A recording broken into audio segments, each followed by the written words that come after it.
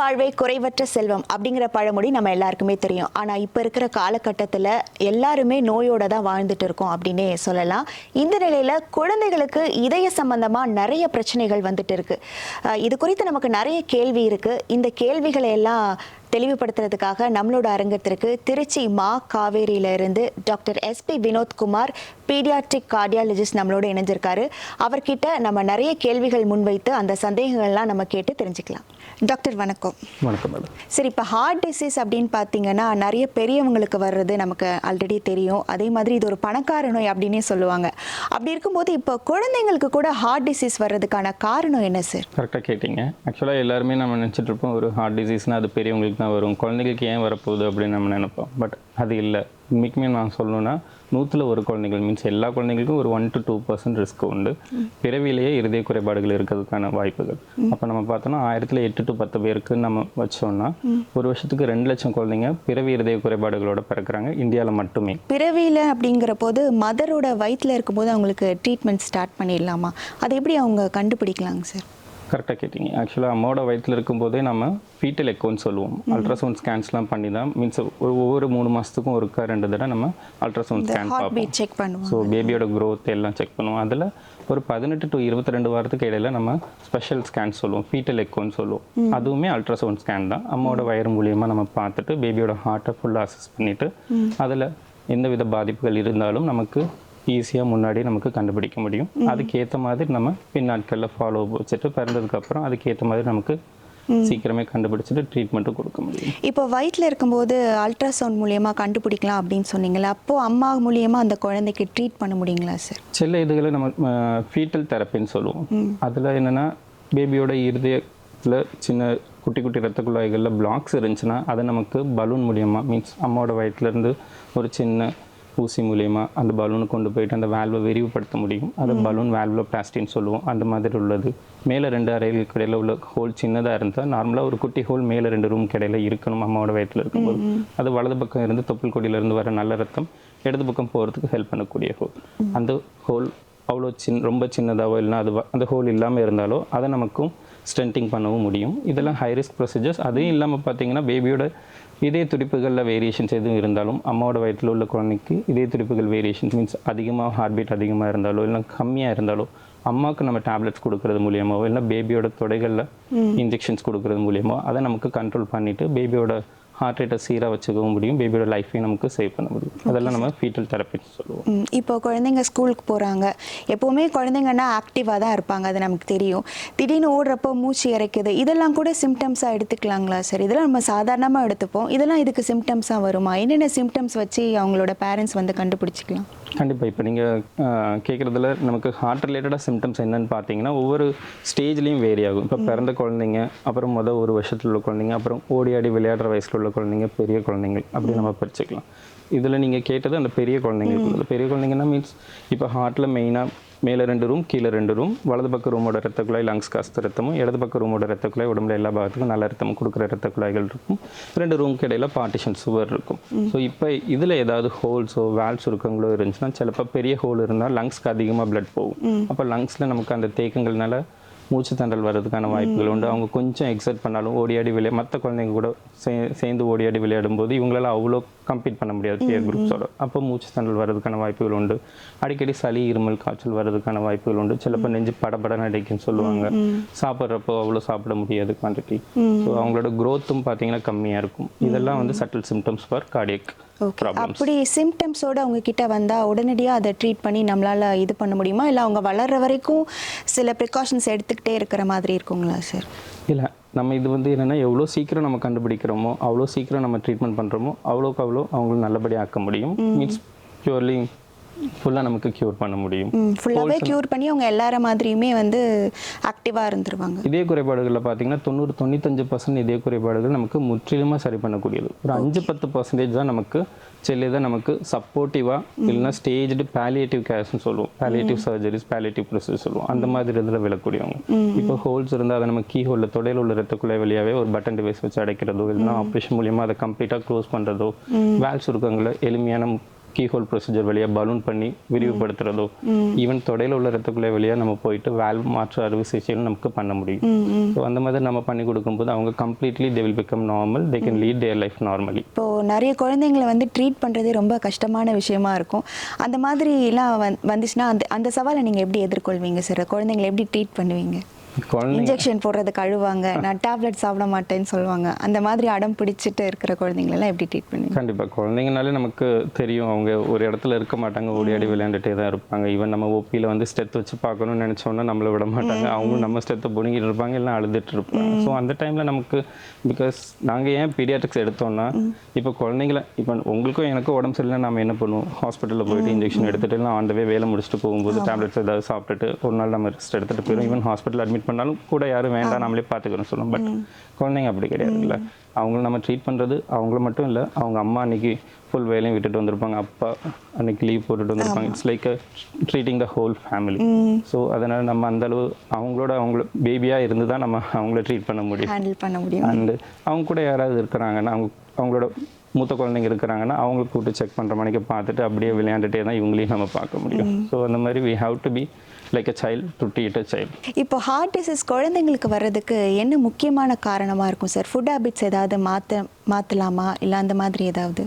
சரி, நான் சொன்ன பிறவி இருதய குறைபாடுகள் வந்து அம்மாவோட வயிற்றில் இருக்கும்போதே நமக்கு வர்றது. ஸோ அதுக்கு மோஸ்ட் காமன் காரணம்னு பார்த்தீங்கன்னா காரணம் இல்லாமல் வர்றது தான் மோஸ்ட் காமன் காரணம். 80-90% காரணமே இல்லாமல் சிறிய சிறிய பிறழ்ச்சிகள்னால வர்றது தான். ஸோ இதுக்கு அம்மாவோ அப்பாவோ பெரிய குற்ற காரணங்கள் ஒன்றும் கிடையாது. சிலவங்க சொல்லுவாங்க அம்மா சாப்பிடாது. இதில் வேற ஒரு 3 to 5% கேசஸில் வந்து பாரம்பரியமாக வர்றதுக்கான வாய்ப்புகள் உண்டு. ஒருத்தருக்கு இருந்தால் மீன்ஸ் வீட்டில் ஒருத்தவங்களுக்கு இருந்தால் இன்னொருத்தவங்களுக்கு வர்றதுக்கு ஒரு 2 to 3%. நான் சொன்ன 1 to 2% எல்லா குழந்தைங்களுக்கும் உள்ள ரிஸ்க் இதில் ஒரு 3 to 4% தான் இன்க்ரீஸ் ஆக போகுது. மீன்ஸ் 90-95% நார்மல் குழந்தைய தான் வரப்போகுது. பட் இருந்தாலும் ஒரு 3 to 5% ரிப்பீட்டடாக வர்றதுக்கான வாய்ப்புகள் உண்டு. அண்ட் அம்மாவோட ப்ரெக்னன்சி டைமில் சிலப்போ வேறு ஏதாவது ட்ரக்ஸ் எடுத்துகிட்டு இருக்காங்க, ஆன்டி டிப்ரெஷன் ட்ரக்ஸ் இல்லைன்னா ஃபிட்ஸ்குள்ள மெடிசன்ஸ் எடுத்துகிட்டு இருக்கிறாங்க, சுகர்ஸ் இருக்கிறப்போ வர்றதுக்கான வாய்ப்புகள் அந்த மாதிரி உண்டு. அம்மாவுக்கு இன்ஃபெக்ஷன்ஸ் எதுவும் வந்தாலும் அந்நேரம் பேபியோட ஹார்ட்டோட வளர்ச்சியில் சின்ன சின்ன மாறுதல்கள் வர்றதுக்கான வாய்ப்புகள். ஸோ இதெல்லாம் ஒரு சின்ன சின்ன ரிஸ்க் ஃபேக்டர்ஸ். நீங்கள் ஒரு 3 கேட்டகரிஸ் சொன்னீங்க சார், குழந்தைங்க, வயிற்றில் இருக்கிறவங்க, அப்புறம் விளையாடுற குழந்தைங்க. இதில் யாருக்கு வந்து ஹார்ட் டிசீஸ் அதிகமாக வந்து அட்டாக் ஆகிறதுக்கு வாய்ப்பு இருக்குது? அவங்களுக்கு சொல்லக்கூட தெரியாதுல்ல, அப்போது அதை எப்படி நம்ம கண்டுபிடிக்கிறதுங்க? நம்ம சொன்ன பிறவி இருதய குறைபாடுகள் முன்னாடியே வந்துடுச்சு. பட் அதோட வெளிப்பாடுகள் ஒவ்வொரு நேரமும் ஒவ்வொரு விதமாக இருக்கும். பிறந்த குழந்தைங்களுக்கு பார்த்தீங்கன்னா இப்போது சப்போஸ் நம்ம சொன்ன மாதிரி வலது பக்கம் உள்ள அஸ்த ரத்தம் லங்ஸ்க்கு தான் போகணும், இடது பக்கம் வர நல்ல ரத்தம் உடம்புல எல்லா பாகத்துக்கும் போகணும். பட் இதில் ரத்த குழாய்கள் இடமாறி இருந்தால் பேபி பிறக்கும் போதே நீல கலரில் இருப்பாங்க, அதை சைனோசிஸ் நம்ம சொல்லுவோம், ப்ளூ பேபின்னு சொல்லுவோம். இந்த மாதிரி இருப்பாங்க. இப்போ லங்ஸ் போகிற ரத்த குழாய்கள் ஃபுல்லும் பிளாக் இருந்துச்சுன்னா லங்ஸ்க்கு போகாது, லங்ஸ் போனால் தான் ஆக்சிஜன் எடுத்துகிட்டு வர முடியும். ஸோ அப்போது நடுவில் மேலே 2 ரூம்ஸ்க்கு இடையில உள்ள இதில் அது உள்ள இந்த அஸ்தரத்தம் கலந்துட்டு பேபி அப்பவும் ப்ளூ கலரில் இருப்பாங்க. ஸோ இதெல்லாம் பிறந்த குழந்தைங்க மோஸ்ட் காமனாக நமக்கு இதயத்தோட வெளிப்பாடுகள் இருக்குது நீல கலரில் இருக்குது. அப்புறம் நம்ம சொன்ன மாதிரி ஹார்ட்டில் பெரிய ஹோல்ஸ் இருக்குது, லங்ஸ்க்கு அதிகமாக பிளட் போகுது, அதோட ப்ரெஷர்ஸ்லாம் லங்ஸோட ப்ரெஷர்ஸ்லாம் கொஞ்சம் நார்மலைஸ் ஒரு 4 to 6 வீக்ஸ் ஆகும். அதுக்கப்புறம் தான் அதிகமாக பிளட் போக ஆரம்பிக்கும். அப்போ அந்த 1 இயர்க்குள்ளே குழந்தைங்களுக்கு பெரிய ஹோல்ஸ் இருந்தாலோ பெரிய எக்ஸ்ட்ரா டியூப் கனெக்ஷன்ஸ் இருந்தாலோ அதிகமாக பிளட் லங்ஸ்க்கு போகிறனால ரிப்பீட்டடாக செஸ்ட் இன்ஃபெக்ஷன் வரலாம். பால் குடிக்கும்போது நிறுத்தி குடிப்பாங்க, அவ்வளோ சக்கிங் அவ்வளோ இதாக இருக்காது, வெயிட் கெயின் அவ்வளோவா இருக்காது. நம்ம பிறந்த குழந்தையிலேருந்து 6 மாதத்தில் வெயிட் டபுள் ஆகணும், அது ஒரு செக் பாயிண்ட். 1 இயரில் ட்ரிப்பிள் ஆகணும். ஸோ அதுவுமே அவங்களுக்கு அவ்வளோ ஈஸியாக ஆகாது. கொஞ்சம் வெயிட் கெயினும் ஸ்லோவாக இருக்கும். சில குழந்தைங்களுக்கு வெயிட் லாஸ் கூட இருக்கலாம், அந்த மாதிரி இருக்கும். ஃபீடிங் இஷ்யூஸ் இருக்கும், நிறுத்தி பால் குடிப்பாங்க. பால் குடிக்கும்போது நெத்தி ரொம்ப வேர்க்கிறது, நெஞ்சுக்குழி ரொம்ப உள்வாங்கிறது, மூச்சு ரொம்ப ஃபாஸ்ட்டாக எடுக்கிறது, இதெல்லாம் சிம்டம்ஸாக இருக்கும் 1 இயர்க்குள்ள குழந்தைங்களுக்கு. அப்புறம் ஓடியாடி விளையாடும் போது நம்ம முன்னாடியே சொன்ன மாதிரி அவங்களுக்கு மூச்சு திணறலாம், அண்ட் அவங்களோட க்ரோத் அவ்வளோ இருக்காது, ஹைட்டோ வெயிட்டோ அவ்வளோ ஈஸியாக அட்டென்ட் பண்ண மாட்டாங்க. இந்த மாதிரிலாம் இஷ்யூஸ் இருக்கலாம். இந்த ஹார்ட் டிசீஸ் வந்து 100% வந்து க்யூரபிள் தானா? நான் சொன்ன மாதிரி 90-95% குழந்தைங்களுக்கு நம்ம முன்னாடியே கண்டுபிடிச்சி கரெக்டான டைமில் நம்ம அதுக்கு ஏற்ற மாதிரி நம்ம ட்ரீட்மெண்ட் பண்ணாலும் எதர் கீஹோல் பெர்குட்டேனியஸ் ப்ரொசீஜர்னு சொல்லுவோம், கீஹோல் ப்ரொசீஜர்ஸ்லையோ இல்லைன்னா ஓப்பன் ஹார்ட் சர்ஜரிலையோ நம்ம பண்ணால் completely curable. So they can lead their normal life. And நமக்கு சில ரேராக நான் சொன்ன மாதிரி 5 to 10% குழந்தைங்களுக்கு ஒரு சைடு ரூமே வராமல் இருக்கும், மீன்ஸ் ஹார்ட் ஃபார்ம் ஆகும்போது. அந்த மாதிரி குழந்தைங்களுக்கு ஒரு 2-3 ஸ்டேஜ் சர்ஜரிஸ் நம்ம பண்ணும்போது அவங்களோட லைஃப்பை ப்ரொடக்டிவாக நமக்கு ஆக்கி கொடுக்க முடியும். ஒரு 40-50 years also we can push them with a normal good quality of life. அப்போ நீங்கள் சொன்னீங்களா 50 years வரைக்கும் அவங்க டேப்லெட்ஸ் ஏதாவது எடுக்கணுமா இல்லை நார்மலாகவே அவங்க இருப்பாங்களா? ஹார்ட் அட்டாக் அவங்களுக்கு வர்றதுக்கு வாய்ப்பு இருக்கா அப்படி கேட்குறேன். சில ஸ்டேஜ் ஆஃப் சர்ஜரி நான் சொன்ன மாதிரி சின்ன ஹோல்ஸோ வேல்ஸ் இருக்கவங்களோ இருக்குன்னா நம்ம ஒரு மேக்ஸிமம் ஒரு 3 to 6 months மருந்துகள் தான் கொடுப்போம். ஸோ அதுலேயே அவங்களுக்கு சப்போர்ட்டிவ் மெடிசன்ஸ் தான் சர்ஜரி பண்ணனால அதுக்கப்புறம் no need of drugs they can lead their normal life. அவங்க பைலட்டாவோ அத்லட்டாவோ எதுனாலும் ஆக முடியும். ஓகே சில இதில் நம்ம வந்து எக்ஸ்ட்ரா காண்டியூட்ஸோ இல்லைன்னா எக்ஸ்ட்ரா ஏதாவது டியூப் கனெக்ஷன்ஸோ அந்த மாதிரி வைப்போம், ஸ்டென்ட்டோ வைப்போம். அதில் மட்டும் கொஞ்சம் லைஃப் லாங் நமக்கு ட்ரக்ஸ் எடுத்துக்கிற மாதிரி. இதில் ப்ரிகாஷன்ஸ் ஏதாவது எடுத்துக்க முடியுங்களா சார்? ஹார்ட் டிசீஸ் வராமல் தடுக்கிறதுக்கு ப்ரிகாஷன்ஸ் ஏதாவது? இதில் இன்னொரு விதமாக நம்ம சொல்லலாம். அதாவது நீங்கள் கேட்ட மாதிரி இது பிறவி இருதய குறைபாடு. அப்புறம் வளரும்போது வரக்கூடிய பாதிப்புகள் இருக்குது. ஸோ இன்றைக்கி நிலைமைக்கு பெரியவங்களுக்கு தான் ஹார்ட் அட்டாக்னு சொல்கிறோம். அது நமக்கு யங்ஸ்டர்ஸ்க்கும் இப்போ அவங்க சொன்ன மாதிரி நீங்கள் சொன்ன மாதிரி வர்றதுக்கான வாய்ப்புகள் உண்டு. ஸோ அப்போது நம்ம as early as possible நமக்கு நம்மளை பார்த்து நம்ம குழந்தைங்களும் படிக்கிறாங்க. ஸோ நம்மளோட டயட் அனுசரித்து தான் அவங்களும் டயட் எடுத்துக்கிறாங்க. ஸோ ஜங்க் ஃபுட்ஸ் அவாய்ட் பண்ணுறது அண்டு நம்மளோட ரொட்டீன் ஆக்டிவிட்டியை இன்க்ரீஸ் பண்ணுறது, மீன்ஸ் ஃபிசிக்கல் ஆக்டிவிட்டி இன்க்ரீஸ் பண்ணுறது, எக்ஸசைஸ், யோகா அதெல்லாம் நம்மளோட லைஃப் ஸ்டைலில் இன்கார்பரேட் பண்ணுறது. அண்டு சுகர்ஸ், சால்ட்ஸ் அது நம்ம sugar and sugars in any form நம்ம சொல்லுவோம் நாட்டு சக்கரை நல்லதுன்னு சொல்லுவோம். அப்படிலாம் கிடையாது, அதுவுமே சுகர் தான்.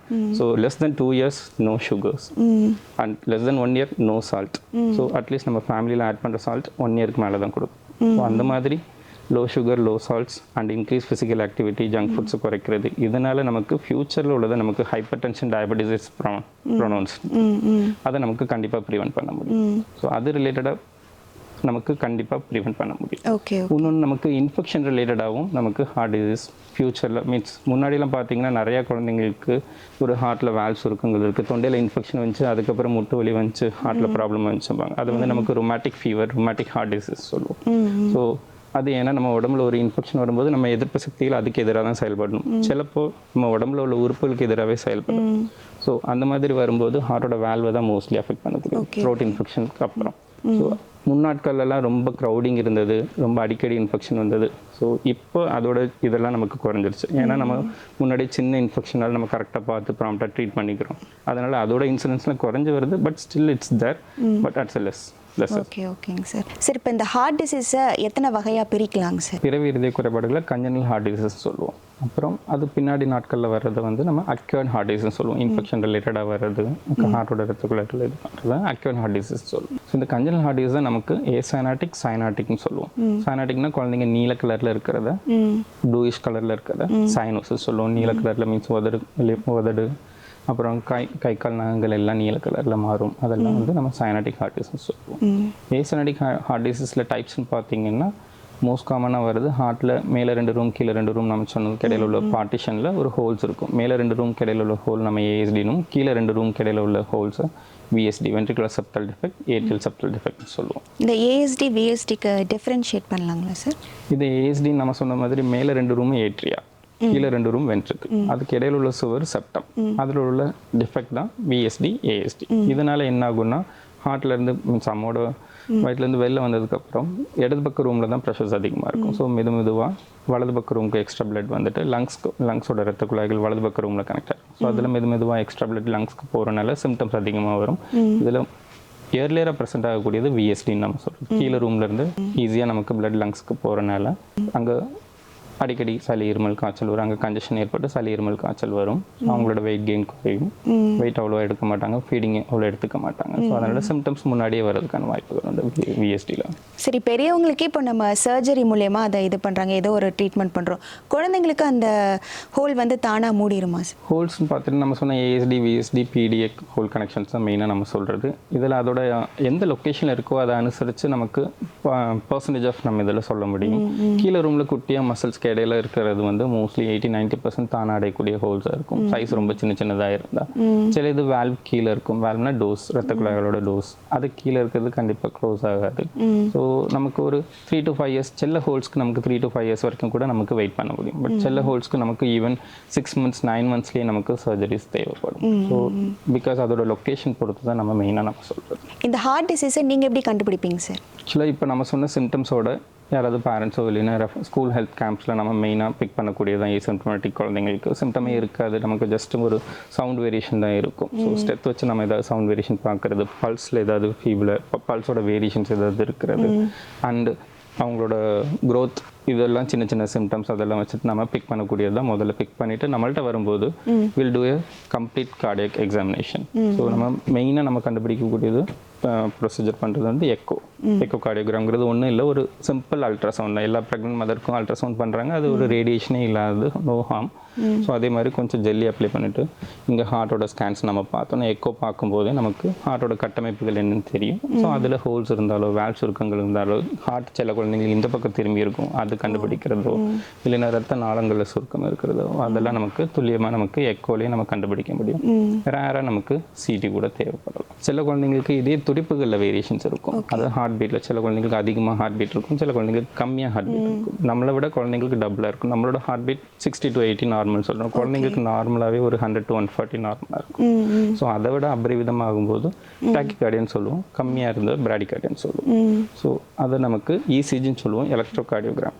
இசிஜி கிராஃப் மாதிரி உள்ளது, இங்கே ஒரு லீட்ஸ்லாம் வச்சுட்டு கிராஃப் மாதிரி எடுத்துட்டு அதில் இசிஜின்னு சொல்லுவோம். இசிஜி வழியாக நமக்கு அதையும் கண்டுபிடிக்க முடியும். ஸோ இசிஜி அண்ட் எக்கோ தான் மெயினாக நம்மளோட tools to diagnose congenital heart disease. சரி, இப்போ இந்த ஹார்ட் டிசீஸோட வர குழந்தைங்களுக்கு ட்ரீட்மெண்ட் என்னென்ன ட்ரீட்மெண்ட்ஸ் இப்போ இருக்குது? அதாவது நவீன முறைகளில் இப்போ நிறைய ட்ரீட்மெண்ட்ஸ் வந்துருச்சு, அந்த மாதிரி என்ன ட்ரீட்மெண்ட்ஸ்லாம் நீங்கள் கொடுப்பீங்க? முன்னெல்லாம் ஒரு 20 வருஷத்துக்கு முன்னாடிலாம் பார்த்தீங்கன்னா நமக்கு எல்லாத்துக்குமே ஓப்பன் ஹார்ட் சர்ஜரி தான் ஒரே தீர்வாக இருந்துச்சு.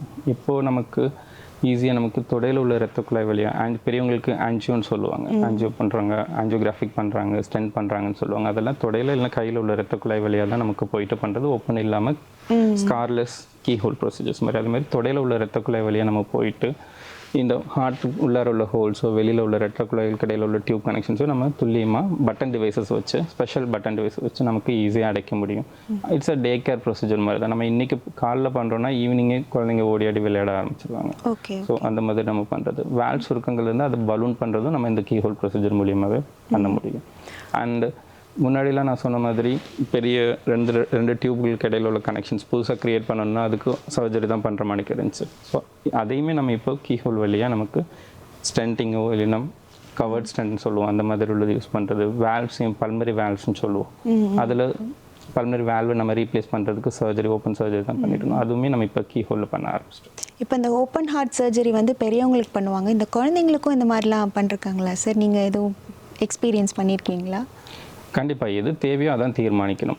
ஸோ நமக்கு பிறந்த குழந்தைங்களுக்கு ரத்த நாளங்கள் இடம் மாறி இருக்கிறதுக்கான வாய்ப்புகள் உண்டு. அப்போ அவங்க ப்ளூஷாக இருப்பாங்க. நான் சொன்னது டிஜிஏ டிரான்ஸ்போசிஷன் ஆஃப் கிரேட்டாட்னு சொல்லுவோம். சில குழந்தைங்களுக்கு லங்ஸ்லேருந்து ரிட்டர்ன் ஆகக்கூடிய குட்டி குட்டி ரத்த குழாய்கள் வலது பக்கம் இடது பக்கம் மேலே ரூமில் கனெக்ட் ஆகிறது பதிலாக வலது பக்கம் ரூம்களில் கனெக்ட் ஆகிருக்கலாம், இல்லை ரத்த குழாய்களில் கனெக்ட் ஆகிருக்கலாம். அதை டிஏபிவிசின்னு சொல்லுவோம். இதெல்லாம் வந்து சர்ஜிக்கல் எமர்ஜென்சி.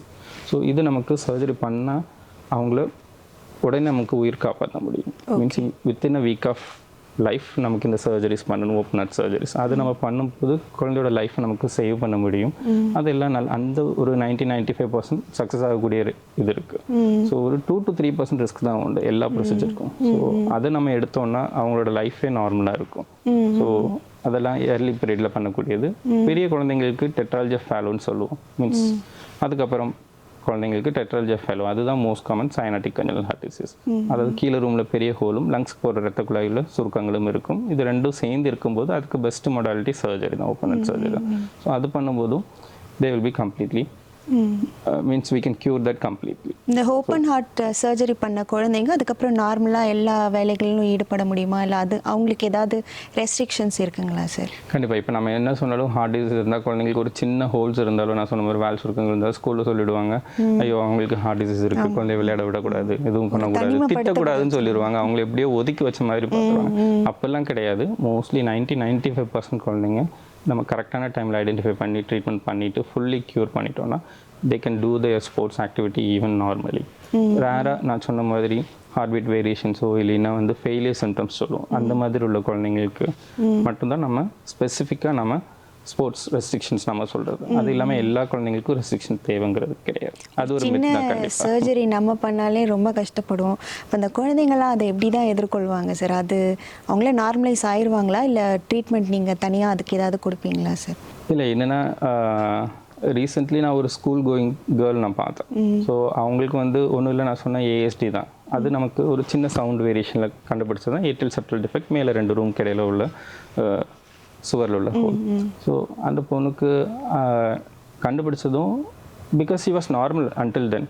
நம்ம கண்டுபிடிச்சதும் she was very panic, like நான் எனக்கு என்னமோ இருக்குது, பெருசாக இருக்குது, ஐயோ இது நான் ஸ்கூலில் போனால் ஃப்ரெண்ட்ஸ் கேட்பாங்க, அந்த மாதிரி உள்ள தோணெல்லாம் அவங்களுக்கு வர ஆரம்பிச்சிருச்சு. So we counsel her and நான் வார்டு கூட்டு போயிட்டு 2-3 குழந்தைங்க குட்டி குழந்தைங்கள காட்டினேன். ஸோ அதை பார்த்து அவங்களுக்கும் ஒரு ஹோப் கிடைச்சது, ஓகே இது ஒன்றும் பெரிய இது இல்லை. ஸோ பிகாஸ் ஏன்னா அது நம்ம விட்டால் பின் நாட்களில் ப்ராப்ளம் கண்டிப்பாக வரும். லங்ஸ்க்கு அதிகமாக பிளட் போகிறனால லங்ஸோட ப்ரெஷர்ஸ் அதிகமாகிறதோ அதனால காம்ப்ளிகேஷன்ஸ் வர்றதோ ஆக வாய்ப்புகள் உண்டு. So we counsel her properly. நம்ம கவுன்சில் பண்ணுறதா மெயினாக வந்து குழந்தைங்க ஒரு 5-6 வயசுக்குள்ள குழந்தைங்களுக்கு அவங்களுக்கு ஒன்றும் தோணல் இருக்கு. பட் ஒரு 10-14 இயர்ஸ்னா they know what we are doing, what they are dealing with. அப்போ அவங்க நம்ம மெயினாக கவுன்சில் பண்ணுறதுல தான் இருக்கு. ஸோ அவங்க அந்த குட்டி குழந்தைங்கள பார்த்த உடனே அவங்க ஃபேமிலிகிட்ட பேசிட்டு அதுக்கப்புறம் தான் we had taken her for procedure. அதுக்கப்புறம் அஸ் ஐ செட் காலைல ப்ரொசீஜர் போனால் ஈவினிங் நடந்துட்டா ஒரு 2-3 டேஸில் ஸ்கூல் போக ஆரம்பிச்சு நார்மலி. Yes sir. இந்த கார்டியோ மயோபதின்னு சொல்கிறாங்களே அப்படின்னா என்னங்க சார்? நம்ம இதுக்கு முன்னாடி நம்ம டிஸ்கஸ் பண்ணது எல்லாமே ஸ்ட்ரக்சரல் ஹார்ட் டிசீஸ் இல்லைன்னா அரித்மியாஸ், அந்த கரண்ட் வேரியேஷன்ஸில் என்னென்ன நடக்குங்கிறது. ஸோ இது கார்டியோ மயோபதிங்கிறது ஹார்ட்டை 3 பாகமாக பிரிக்கலாம். நம்ம ஸ்ட்ரக்சரல், அரித்மியா, 3வது அதோட மசில்ஸோட ஸ்ட்ரக்சர்ஸ். மசில்ஸ்னால் தசைகள், நம்ம உடம்புல தசைகள் இருக்க மாதிரி ஹார்ட்டும் தசைகளால் ஆனது தான்.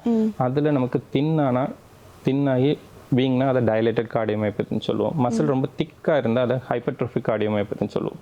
அதில் வேறு ஏதாவது நமக்கு அமிலங்களோ இல்லை சுகர்ஸோ படிமமாகி அதனால வர்றது ரெஸ்ட்ரிக்டிவ் கார்டியோமயோபதி, ஸ்டோரேஜ் டிசார்டர்ஸில் வர்றது ரெஸ்ட்ரிக்டிவ் கார்டியோமயோபதின்னு சொல்லுவோம். இதனாலையும் இது குழந்தைங்களுக்கும் வர்றதுக்கான வாய்ப்பு உண்டு. பெரியவங்களுக்கு தான் ஹார்ட்டில் மயோபதி இது வரும் அந்த மாதிரி கிடையாது, குழந்தைங்களுக்கும் இயர்லியராக வர்றதுக்கான வாய்ப்புகள் உண்டு. அது மோஸ்ட் காமனாக பார்த்தீங்கன்னா ஜெனட்டிக்காக மீன்ஸ் பாரம்பரியமாக வர்றதுக்குள்ள வாய்ப்புகள் தான் உண்டு. சரி, இப்போ நமக்கு உடம்பு சரியில்லைன்னா நம்ம ஓகே நம்மளே சரி பண்ணிக்குவோம். இப்போது குழந்தைங்கள்லாம் அவங்க பெற்றோர்களுக்கு தான் மெயினாக வந்து நம்ம நிறைய விஷயங்கள் சொல்ல வேண்டியது இருக்கும்.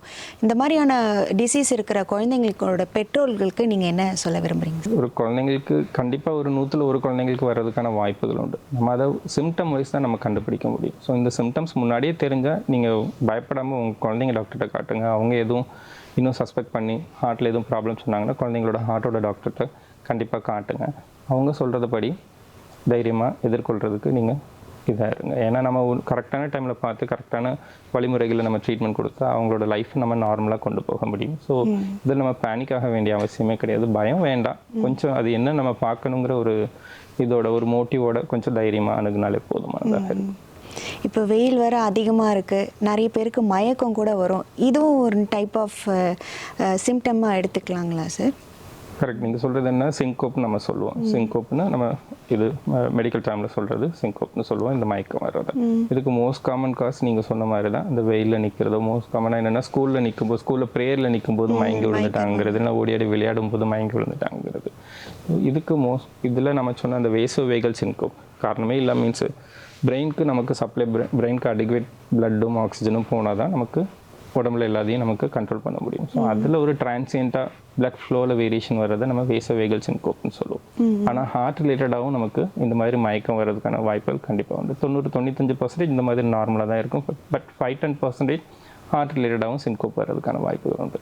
அதுக்கு காரணங்கள் பார்த்துட்டிங்கன்னா நம்ம எலக்ட்ரிக்கல் கரண்ட் வந்து கரெக்டாக வந்தால் தான் ஒரு ஸ்டேஷன், சப்ஸ்டேஷன், அது ஒயர்ஸ் வழியாக நமக்கு ஒரு ஸ்டேஷன் திருப்பிவிடுவோம். ஸ்டேஷன், சப்ஸ்டேஷன், அப்புறம் தெருவில் மெயின் மீன்ஸ் டிரான்ஸ்ஃபார்மர் வீட்டில் உள்ள மெயின் வழியாக வந்துட்டு தான், ஒயர்ஸ் வழியாக வந்துட்டு தான் நமக்கு லைட்ஸ்க்கு கரண்ட் வருது. அதே மாதிரி தான் நம்ம ஹார்ட்லேயும் ஒரு main station SI node, substation AV நோடுன்னு சொல்லுவோம். அதுலேருந்து ஒயர்ஸ் வழியாக ஹிஸ் பண்டில்னு சொல்லுவோம், பண்டில்ஸ் அது வழியாக போயிட்டு தான் கீழே ரூம் வென்ட்ரிக்கல்ஸ்க்கு கரண்ட் கரெக்டாக வந்தால் தான் பம்ப் பண்ணி ரெகுலராக சீராக பம்ப் பண்ணி பிளட் பிரெயினுக்கு போகும். இதில் ஏதாவது பிளாக்ஸ் இருந்துச்சுன்னா அடிக்குவேட்டாக பம்ப் பண்ண முடியாது. இதில் எக்ஸ்ட்ரா ஏதாவது ஃபோக்கஸ் இருந்துச்சு, எக்ஸ்ட்ரா கரண்ட் ஏதாவது அபரிவிதமாக பாஸ் ஆகுதுன்னா ரொம்ப அபரிவிதமாக துடிக்கும், அப்பவும் சீராக பிளட் வராது. ஸோ இதனால் அரித்மிக் சிங்கோப் வரலாம். அது இது ஹார்ட்டோட இடது பக்க ரூமோட ரத்த குழாய் நமக்கு அயோட்டான்னு சொல்லுவோம். அதில் ஏதோ பிளாக்ஸ் இருந்துச்சுன்னா பிளட் பிரெயினுக்கு போகாது, அப்போது அயோட்டிக் ஸ்டெனோசிஸ் சொல்லுவோம். அதே மாதிரி கிரிட்டிக்கல் கன்ஜனல் ஹார்ட் டிசீஸ்லேயும் இந்த மாதிரி பிரெயின் போகிற பிளட்டில் ஏதாவது இது இருந்துச்சுனாலும் நமக்கு சிங்கோப் வரதுக்கான வாய்ப்புகள் உண்டு. சார், பீடியாட்ரிக் கார்டியாலஜி பற்றி நிறைய விஷயங்கள் நீங்கள் எங்களுக்கூட ஷேர் பண்ணீங்க. நேயர்களுக்கு அது ரொம்ப பயனுள்ளதாக இருந்திருக்கும்னு நான் நம்புகிறேன். மேலும் உங்களோட மருத்துவ சேவை தொடர்றதுக்கு என்னோட மனமார்ந்த வாழ்த்துக்கள் சார். தேங்க்யூ.